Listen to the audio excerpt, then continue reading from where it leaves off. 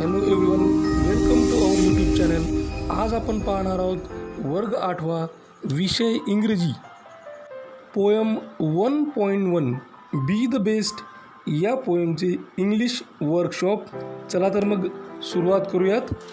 English वर्कशॉपमध्ये पहिली activity आहे read the words names given below. खाली काही शब्द नावं दिलेली आहेत, ती वाचा. Put the big sized bigger ones in the big circle. यामधील जे मोठ्या साईजचे शब्द आहेत, मोठे शब्द आहेत, ते मोठ्या सर्कलमध्ये, मोठ्या वर्तुळात लिहा. And the smaller ones in the small circle. आणि जे शब्द छोटे आहेत ते शब्द आपल्याला छोट्या सर्कलमध्ये लिहायचे आहेत. म्हणजे कविता वाचत असताना, कविता समजून घेत असताना कवितेमध्ये ज्या शब्दांचा समावेश किंवा उल्लेख हा छोटे म्हणून केलेला आहे ते आपल्याला छोट्या सर्कलमध्ये लिहायचे आहेत, आणि ज्या शब्दांचा उल्लेख मोठा म्हणून केलेला आहे ते आपल्याला मोठ्या सर्कलमध्ये लिहायचे आहेत. सर्वप्रथम आपण कोणकोणते शब्द दिलेले आहेत ते बघूयात. शब्द आहेत मस्की, ट्री, पाईन, लेक, बास, बुश, हायवे, स्क्रब, रील, सन, स्टार, ट्रेल. तर पहिला जो शब्द आहे मस्की, मस्की आपल्याला बिग सर्कलमध्ये लिहावं लागेल. दुसरा शब्द आहे ट्री, तो सुद्धा आपल्याला बिग सर्कलमध्ये लिहावं लागेल. नंतर पाईन, पाईनसुद्धा बिग सर्कलमध्ये. देन लेक, लेकसुद्धा बिग सर्कलमध्ये.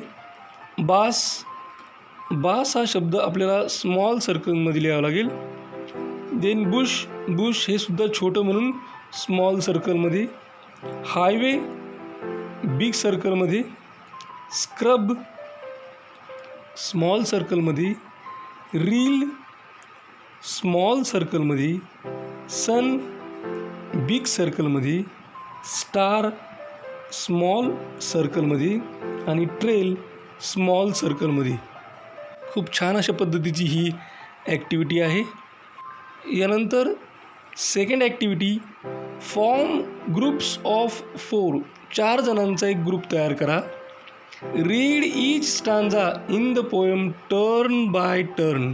हा ग्रुप तयार केल्यानंतर प्रत्येक कडवं हे एक झाल्यानंतर दुसरं कडवं दुसऱ्याने, तिसरं कडवं तिसऱ्याने, त्यानंतर चौथं कडवं चौथ्याने, अशा पद्धतीनं वाचायचं आहे. आता माझ्याकडे 4 जणं तर या ठिकाणी उपलब्ध नाहीत, त्यामुळं ही संपूर्ण कविता मी एकटाच वाचतो. तुम्ही 4 तयार करा आणि प्रत्येक कडवं एक एक जण वाचा. कवितेचं नाव आहे be the best. Be the best if you can't be a pine on the top of the hill, B a scrub in the valley, but be the best little scrub by the side of the reel. Be a bush if you can't be a tree. Second stanza, if you can't be a bush, be a bit of the grass, and some highway happier make. If you can't be a muskie, then just be a bass, but the liveliest bass in the lake. Third stanza, we can't all be captains, we have got to be crew. There is something for all of us here. There is big work to do and there is lesser to do, and the task you must do is the near. Fourth stanza, if you can't be a highway, then just be a trail. If you can't be the sun, be a star. It isn't by size that you win or you fail. Be the best of whatever you are. Then third activity, find and write the pairs of rhyming words from the poem. या कवितेमधून आपल्याला rhyming पेअर्सच्या म्हणजे rhyming वर्ड्सच्या pairs, यमक शब्दांच्या जोड्या शोधायच्या आणि लिहायच्या आहेत. तर पेअर्स ऑफ रायमिंग वर्ड्स आहेत hill, reel, bee, tree, grass, bass, make, lake. Fourth activity, complete the following with appropriate words phrases from the poem. खाली काही ओळी दिलेल्या आहेत, त्या ओळी आपल्याला पूर्ण करायच्या आहेत. योग्य शब्द किंवा फ्रेजेस आपल्याला त्या ठिकाणी वापरायचे आहेत आणि त्या आपल्याला कवितेमधून वापरायच्या आहेत. First one is done for you. एक आपल्याला करून दिलेलं आहे आणि जी ओळ करून देण्यात आलेली ती बघू. If you can't be a pine be a scrub. ही आपल्याला करून दिलेली आहे. सेकंड आपण बघू.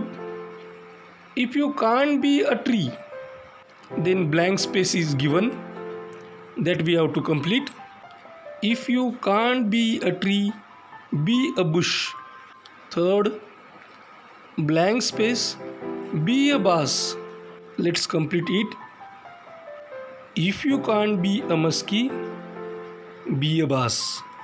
Fourth, if you can't be a captain, then blank space is given.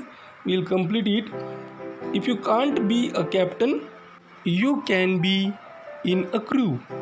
Fifth, blank space, be a trail. Complete sentence is, if you can't be a highway, be a trail. Sixth, if you can't be the sun, then blank space is given. We'll complete it. If you can't be the sun, be a star.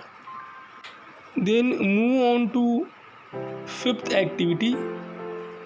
Write whether the following are true or false. खाली दिलेली वाक्य हे खरे आहेत किंवा खोटे आहेत, सत्य आहे असत्य आहे, ते आपल्याला लिहायचं आहे. First sentence is given, all must be the captains of the teams. की सर्वजण टीमचे कॅप्टन असले पाहिजे. हे तर खरं होऊ शकत नाही, त्याच्यामुळे त्या समोर आपल्याला लिहावं लागेल false. Second, a bit of grass can make the highway happier. It's a true sentence. Third, we win or fail depending upon size or position. No, it's a false sentence. Fourth, a scrub is found at the top of the hill. This is also false sentence. Fifth, if your work is not important, don't do it. It's a false sentence. Whether your work is important or not, you must do it. Sixth sentence, whatever job you have, do your best. Yeah, it's correct. It's a true sentence. Sixth activity, write an appreciation of the poem with the help of the points given below. खाली दिलेल्या मुद्द्यांच्या आधारे आपल्याला कवितेचं रसग्रहण लिहायचं आहे. ते आपण आता पॉईंट वाईज लिहू. First point is given, the title of the poem is. The title of the poem is be the best. Second, the poem is written by. The poem is written by Douglas Malloch.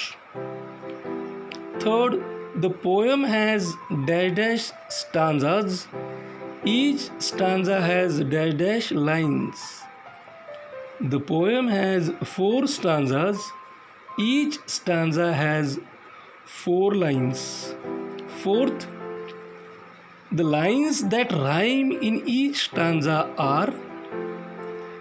The lines that rhyme in each stanza are first and second, third and fourth.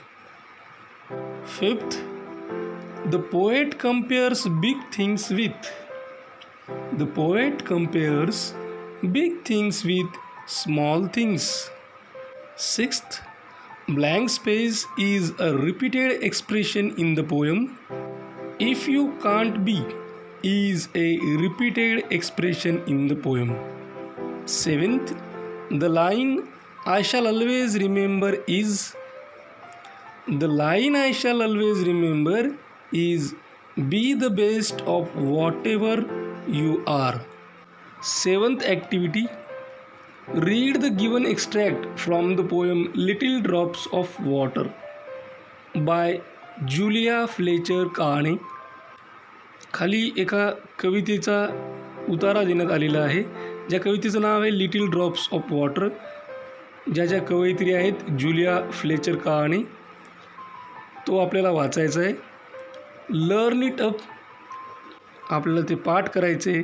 Set it to a tune and enjoy singing it. की त्याला सूरबद्ध करून गेय स्वरूपात गाऊन त्याचा enjoy करायचा आहे. You may ask your teacher to help you. तुम्ही तुमच्या शिक्षकांची यासाठी मदत घेऊ शकता. तर तो अशा पद्धतीचा एक्स्ट्रॅक्ट आहे.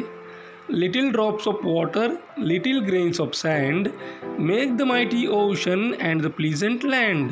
Little deeds of kindness, little words of love, help to make earth happy like the heaven above. विद्यार्थ्यांनी आपापल्या परीनं त्याला चाल लावून त्याचं सिंगिंग एन्जॉय करायचं आहे. तर या ठिकाणी आपण बी द बेस्ट या पोएमचं इंग्लिश वर्कशॉप कंप्लीट केलं.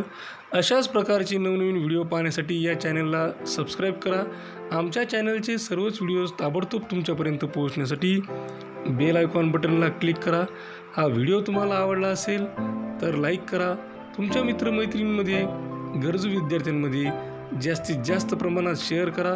काही अडचण असेल, काही सजेशन असेल, काही इन्फॉर्मेशन असेल किंवा रिप्लाय द्यायचा असेल तर कमेंट बॉक्समध्ये कमेंट करा. हा व्हिडिओ अत्यंत काळजीपूर्वक आणि सर्वात महत्त्वाची गोष्ट टिल द एंड शेवटपर्यंत पाहिल्याबद्दल तुम्हा सर्वांचे मनापासून आभार. थँक्यू. Thanks a lot.